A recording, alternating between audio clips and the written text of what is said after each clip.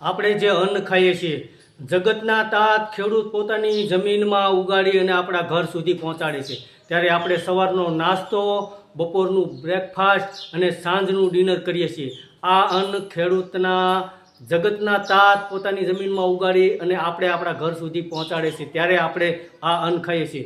આ ખેડૂત માટે, આ ખેડૂતના સંઘર્ષ માટે ખેડૂતની મહાપંચાયત બોટાદમાં થવા જઈ રહી છે. ત્યારે રાજુ કરપડા આમ આદમી પાર્ટીના નેતા જ્યારે બોટાદ પહોંચે છે ત્યારે રાત્રે 3 વાગે તેઓની અટકાયત કરવામાં આવે છે અને ત્યારબાદ રાજુ કરપડાને સુરેન્દ્રનગર તેમના ઘર સુધી પહોંચાડી દેવામાં આવે છે અને બોટાદની અંદર આવવા દેવા માટે મનાઈ કરવામાં આવે છે.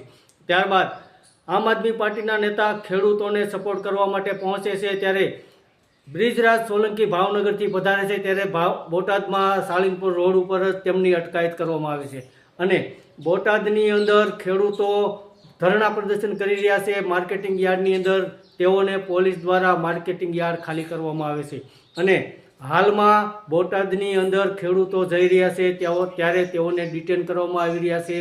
બોટાદની અંદર ખેડૂતોને જવા દેવામાં આવતા નથી. તો આ જે નેતાઓ ખેડૂતો માટે મહાપંચાયત કરવા જઈ રહ્યા છે, ખેડૂતો માટે સંઘર્ષ કરી રહ્યા છે, ખેડૂતોની માંગ પૂરી થાય તેના માટે તેઓ લડત લડી રહ્યા છે. તો આપણી પણ ફરજ છે કે આપણે તેને પૂરો સપોર્ટ કરીએ.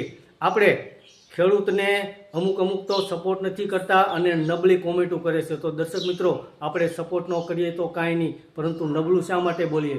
જગતના તાત ખેડૂત જ્યારે મુશ્કેલીમાં હોય ત્યારે આપણી બધાની ફરજ છે કે આપણે તેમને પૂરો સાથ સહકાર અને સપોર્ટ આપીએ.